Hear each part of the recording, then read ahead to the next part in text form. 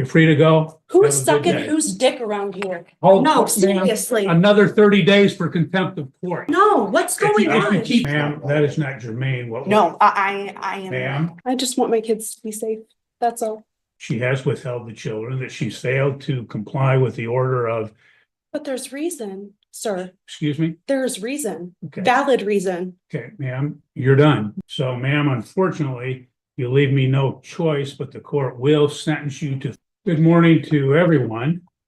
This time and place set for the show cause hearing. Welcome back, guys. This hearing went off the rails the second Karen opened her mouth. She's been keeping the kids from their dad, throwing around wild accusations, and somehow still expects the judge to take her side. The tension builds fast, and by the end, it's like watching a courtroom hit its boiling point in real time. She tries to flip the script, but all it does is backfire spectacularly. In family court, judges take false abuse claims extremely seriously. It's not just drama, it's a direct threat to the integrity of the system. So was she trying to protect her kids, or just weaponizing the court out of spite? Let's go ahead and dive in.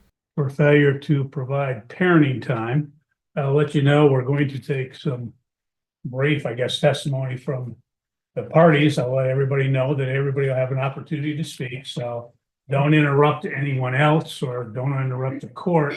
You'll have an opportunity to speak your piece.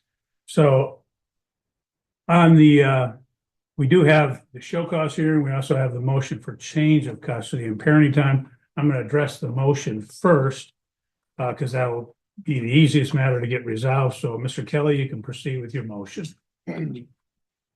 Your Honor, essentially, that motion is based primarily on the issues we've had ongoing in relation to compliance with the court order and my client getting parenting time. It's directly and impacts the child custody factors, and I'll name the ones that are impacted due to this withholding occurrence. The love, affection, and emotional ties existing between the parties. It looks at the emotional bond. Him being prevented from seeing his kids is preventing him to continue that emotional bond and nurture that emotional bond, which he had prior to this latest withholding that has started back on December 27th. Factor B, the capacity and disposition of the parties involved to give the child love and affection that focuses on the ability to, again, parent to foster an emotional bond in the future. He's having a hard enough time in the present, again, because she's not keeping in compliance with the court order, and he's not able to see these girls to be able to have a solid relationship and foster that relationship. The length of time they've lived in a stable, satisfactory environment, I'd submit to the court. Defendant's home is not stable, considering the allegations she's made that have been investigated by CPS twice, police twice, and both been denied. Nothing's come of it, which leads me also to the moral fitness of the parties involved, which ties into the same factor. But we have to keep in mind, Your Honor, at the beginning of this case, he was charged with domestic violence in relation to her essentially going after him to get keys to his truck so she could get some pot and smoke it. As he's being arrested, she's telling him, "I want you to come home." He, of course, gets him on bond. He can't have any contact. Once the bond conditions get lifted, she's contacting him through text and saying, "Hey, let's meet you and the girls get together and we can go to the zoo, we can go to a park." Okay, Mr. Kelly, how does this relate to your motion? It's related to, Your Honor, again, the moral fitness involved, as well as the stable, satisfactory environment, in that she's accusing him of sex with girls. But before all this, she's wanting him to come home. She's wanting a relationship with him. She's wanting her family essentially reunified. Those two things don't jive together, Your Honor. And I would think This is the kind of accusation that doesn't just sting, it sticks, even if it's proven false. Judges know the weight of claims like this, which is why false allegations involving kids can lead to sanctions, lost custody, or even criminal charges for the accuser. And the worst part, once that accusation is said out loud in court, there's no unhearing it. People start to look at you differently, even without evidence. If she's making this up, she's not just hurting him, she's undermining every real case that comes after hers. that essentially it's a fabrication, which would go again to the moral fitness and also to the mental and physical health of the parties, Your Honor. you're making these allegations, these terrible allegations, but on the other hand, you're still wanting the same guy who's supposedly doing this stuff to come into your house. Finally, Your Honor, the unwillingness and ability to facilitate and encourage a relationship. Again, this is the fourth motion we're here this morning on, Your Honor, for him to see his girls. She doesn't follow your court orders. She withholds them for no valid reason. And she's clearly shown she's not gonna facilitate a relationship between him and his kids. I think that's more than enough that gets us over the threshold of a change in circumstance or proper cause, because these things are having a significant impact on these girls' lives in terms of having a relationship with their mother. So we would request, as part of our relief, that you set this matter for an evidentiary hearing. We're also requesting during the interim that my client get temporary parenting time starting today, and that he continue to have them until the evidentiary hearing. That mom's parenting time be supervised at her expense, because she's clearly shown an unwillingness to follow your rulings or to comply with your court orders. I think if you don't do that, she's gonna take these kids and run, and we're gonna be in a bigger mess than we are today. Okay, thank you. Ms. Couch, if you wish to speak to the motion. I had some statements, but it's just what I had submitted to the court. Okay, go ahead, tell me, and then Okay, would you like me to stand? whatever you wish. If it's more comfortable sitting, go ahead, but speak up a little. So we can- Okay, I said that his first statement was true, but the second statement that he said was false. I said I previously tried to change parenting time because of the videos the plaintiff had been watching. It was reported to Penfield's police department because plaintiff was previously residing in Penfield. I spoke to their sheriff where we looked at the videos together, and he told me that he would be conducting a search and not to address the matter to the plaintiff because he would need time to get 2 search warrants, and the investigation was never done. The fourth statement is false. CPS is not taking the proper steps to ensure the minor children's safety, and I did mention police involvement in the last hearing as well. The moment she blamed the police for not believing her, I knew we were headed straight off a cliff. That's the go-to move when someone has no proof but still wants the courtroom sympathy points. Judges have heard this song before, and they know when an accusation feels rehearsed instead of real. If she's lying, she's not just losing the case, she's setting herself up for long-term custody damage. The fifth statement is also false. Errors were made by the plaintiff's attorney. The sixth statement is also false. There is supposed to be a pending CPS case, and I was never told otherwise. CPS and I have spoken on numerous occasions and decided that the best course of action was therapy, which the minor children are attending at Summit Point. I do have proof of all of that as well. That's also false. I was never told that they were declining to investigate the police. Number 8, it's false. In early 2024, my mom threatened to call CPS on me because of the children's odd behavior, requesting that I get them checked by the doctor. I had the doctor examine them at their 2-year checkup, and almost 2 months later, the plaintiff was arrested for domestic violence. I originally withheld the kids because of the plaintiff's sexual preference for diapers and enemas, knowing that the plaintiff was not mentally stable enough for unsupervised visitation. The 9th statement is true. The 11th statement is false. The 12th, I'm unsure of the plaintiff's employment, but the plaintiff has stopped paying child support, and I still stay at home with my children. Number 13, I have lived at the residence that the FOC has on file since December 10th, 2024. The 14th statement, I'm unsure of the plaintiff's relationship status. I have friends and family in Michigan, and I lived in Indiana until I was 18, and most of my family resides there. Number 15, I would like the court to consider changing the current custody orders and issue no further contact between the minor children and the plaintiff. Plaintiff should be held accountable for his actions regardless of stature or representation. That's all. Okay, thank you. I don't need anything else, Mr. Kelly. What the court will do in this matter is the court has read the pleadings, obviously you're well aware of the file in this case. The court does believe that the plaintiff has met the VARCA threshold of proper cause, change of circumstances sufficient for an evidentiary hearing. So the court will schedule an evidentiary hearing in this matter. Mr. Kelly, you can proceed with your show cause hearing. Do you wish to take testimony from your client? Okay, Mr. Connolly, if you step forward, we'll have you sworn in and then we'll take some testimony. And I say brief testimony, I don't need to get into.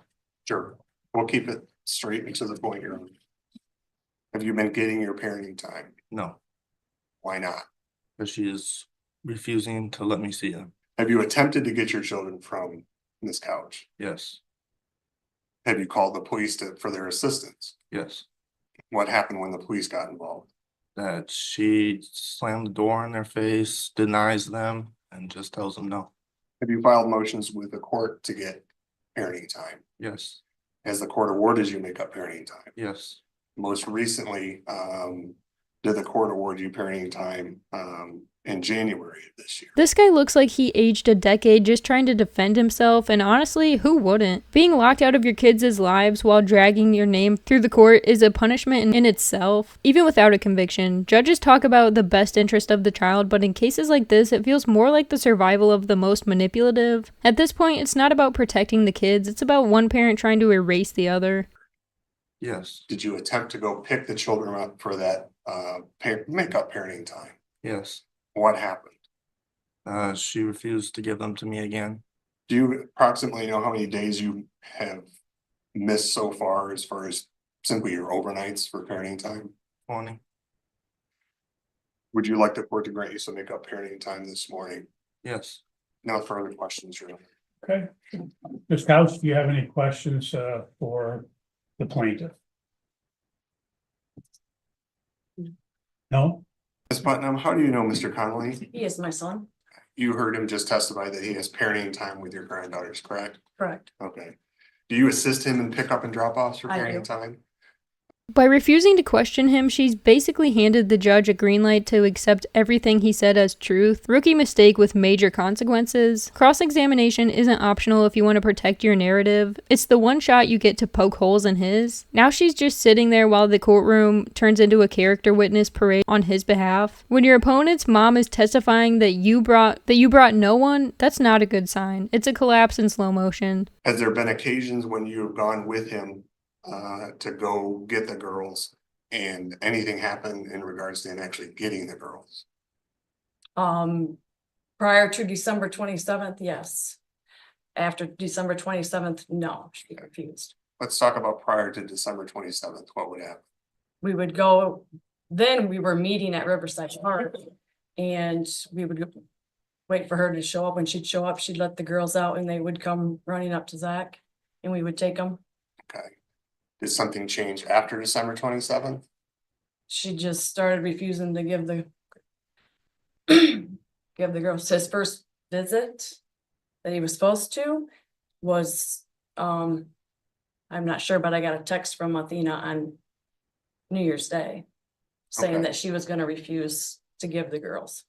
Either she would not be home, he would text her and she would not respond, or if she was there, we'd knock on the door, she'd open the door and then just say no and slam the door in our face. So we would go back to the truck and call the police for the police to come out and assist.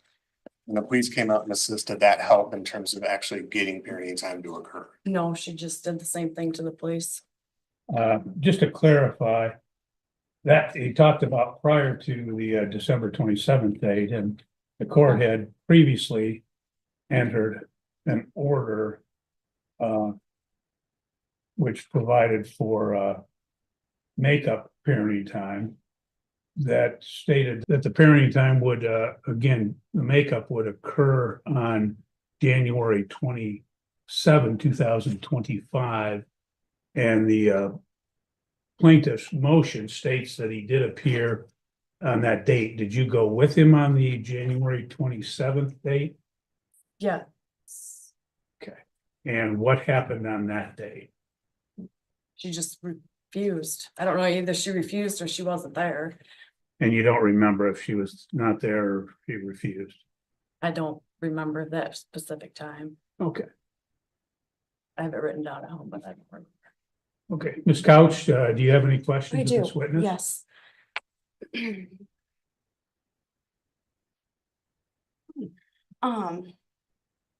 At what age did Zach Conley start wearing diapers. And Judge, I'm gonna object to it. Ma'am, that is not germane. What? No, I am. Ma'am, what we'll do is we're here to determine whether there was parenting time. That's the show cause, okay? So that's what the purpose of this hearing is. So you can ask questions about the parenting time, compliance with the orders, et cetera. Okay? Okay. Go ahead. And you were at my residence on the 27th to pick up the children? Oh, actually, on the January 27th? Yes. Or Yes. December 27th. Or sorry, no, January 27th. I don't have anything written down. Yes. Okay. Even though the order was for the 29th. Wasn't that the Whatever, part that the judge put whatever in day, place? whatever judgment day, So I you don't know just, specific dates, whatever. and I slammed the door in your face how many times? Twice that I went by myself once because that was at an appointment that And, you slammed the door in my face. I have it on video, yes. and you came alone, correct? I did that day, Okay. yes. That was all I have. I'm sorry. Okay, Mr. Kelly, any redirect? No, Your Honor, no further questions, no further witnesses. Okay, you may step down then. Thank you. Ms. Couch, do you wish to present any testimony or witnesses? No? Okay. Check that order because there was some. Ms. Couch, you raised some issues concerning the I think it was the order of January 27th. I want to make sure if that was the time as well for the makeup parenting time. I believe it was, but It was January 27th through February 9th. okay, that's what I thought. And I could have swore the pickup date was the 29th. I apologize. well, I want to make sure that it's correct so that there's no issue. But I was not home at the time of pickups And why is that? because he our children, and I don't believe that he needs any more parenting time. You understand that there's an order for parenting time. And if it was your children, you would be sending them with him. Yeah, I'm just asking you a question. You understand that it was parenting, that it was ordered, Didn't you deny that? Didn't you go on base and deny it after the fact? not the other particular orders. I did deny an ex parte order at one point, but there were subsequent orders to that. You guys did receive the pictures that I submitted to the court as well, correct? Anything that was filed has been in the file. I would love you to take that into consideration. I would know for the court, I received no response to either of these pleadings for today's hearing. Okay. You got two in the mail. Okay, the order is dated February 4, 2025.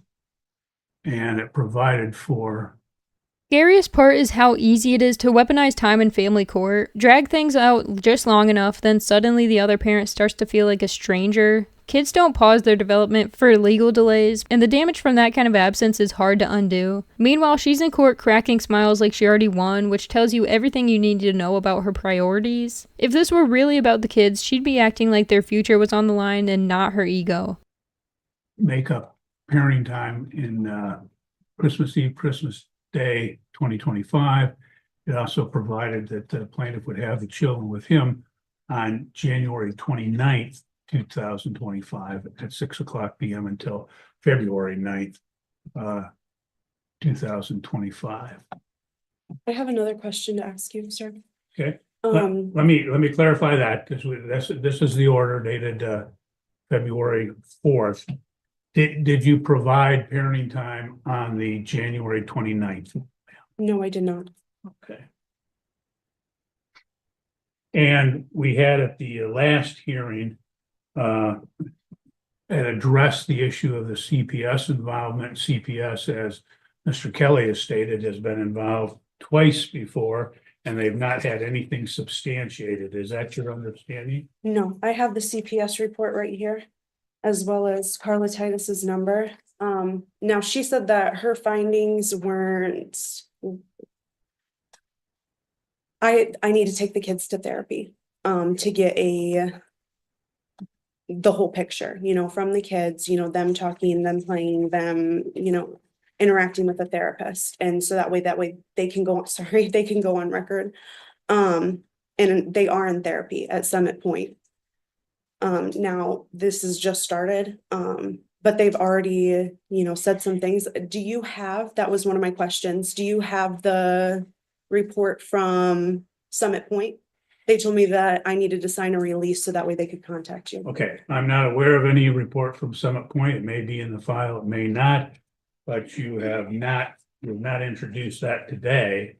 And you don't have anyone that could speak to that from Summit Point as a witness in this case, which is what today's date is set for in this particular matter. So, okay, Mr. Kelly, do you have any final argument in this matter?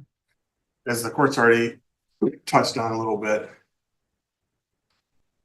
This is our fourth motion to try to get him parenting time. We simply want him to have his parenting time. With the threshold being met, Your Honor, and considering the behaviors, and I think it's going to be ongoing from this couch. We request that the children be turned over to him today, that he have custody and parenting time with the children until the evidentiary hearing occurs. We request mom's parenting time be supervised. We'd also request the assistance of law enforcement to pick the children up. I believe they're probably with her mother, who's likely going to take the same stance as Ms. Couch and refuse to turn them over. Maybe give them the authority with a court order if she fails to do so, that she can be arrested. And in the meantime, Your Honor, we'd request a finding of contempt. Sanctions are doing nothing. You've sanctioned her $1,000, which she's a voice she's never going to pay. Doesn't have any impact on her. At this point in time, we request jail time, 30 days of jail time. Maybe that'll get her attention that she needs to follow your orders. Thank you. Thank you. Ms. Couch, your closing argument. I am acting I just want my kids to be safe. That's all. Well, the court has heard the testimony in this case. The court will note that, again, of course, child safety matters, but when the entire case is built on feelings instead of facts, the court's hands are tied. She's tossing out emotional landmines with zero documentation, no timeline, not even a single witness. That might fly in a group chat, but not in a courtroom. It's just noise. If anything, her lack of evidence is making her look like less of a protective parent and more like someone staging a performance. That apparently there had been a denial of parenting time, which is not disputed by the defendant. In fact, she acknowledges that she has in fact denied parenting time. And court notes that as a result, she has withheld the children, that she's failed to comply with the order of. But there's reason, sir. Excuse me? There's reason, Okay. valid reason. Okay, ma'am, you're done. You don't have time to speak at this point. Okay, you've had a chance to testify, you had a chance to do a final argument, so you're done.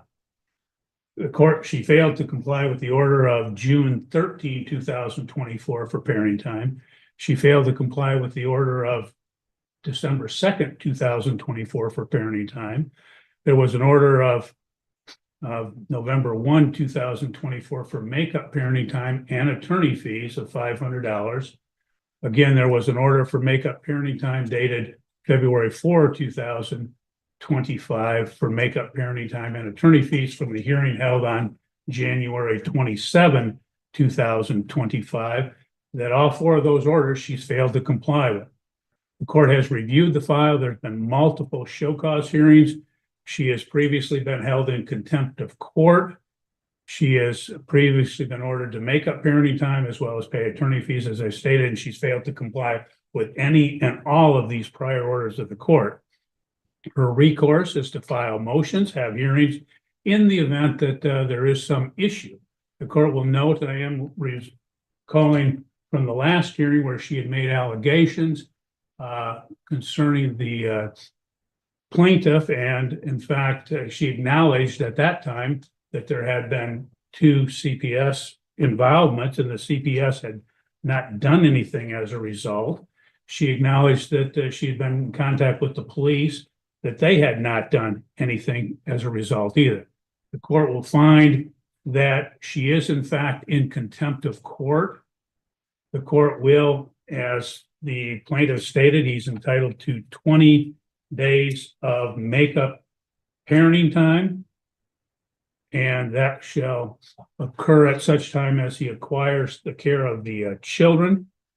The court will note that, again, the prior rulings of this court, that she had done makeup parenting time on 2 occasions, as well as paying the attorney fees, that in fact, she has ignored and refused to comply with those particular orders. So ma'am, unfortunately, you leave me no choice, but the court will sentence you to 30 days in jail with the Calhoun County Sheriff. The court will further remand you to the care of the Calhoun County Sheriff, where you will remain until such time as the children are turned over to the plaintiff and until such time as you paid the previously ordered attorney fees of $1,000. So ma'am, you can go with the sheriff, and Are you serious? this matter is concluded. You're free to go. Who's Have a good sucking day. whose dick around here? Oh, No, ma'am, seriously. another 30 days for contempt of court. You're in jail for 60 days now. No, what's If going you, if you on? keep going, I can go as long as you want, ma'am. And just like that, the performance ends. Tears gone, act over, reality finally catching up. What's wild is how often the system has to waste time sorting out theatrics from actual danger, all because someone thinks weaponizing custody is a clever power move. The court isn't perfect, but it can't fix what it can't prove. And she gave them nothing but vibes and attitude. Meanwhile, the kids are stuck in the middle, learning that love comes from conditions in courtrooms. In some states, repeated false allegations can actually impact long-term custody rights, but that doesn't undo the emotional damage already done. So here's the question: how do we hold people accountable without letting the whole system collapse under the weight of petty revenge? Let me know what you think. Hit subscribe if you want more breakdowns like this. Thank you guys so much for watching, and I'll catch you in the next one.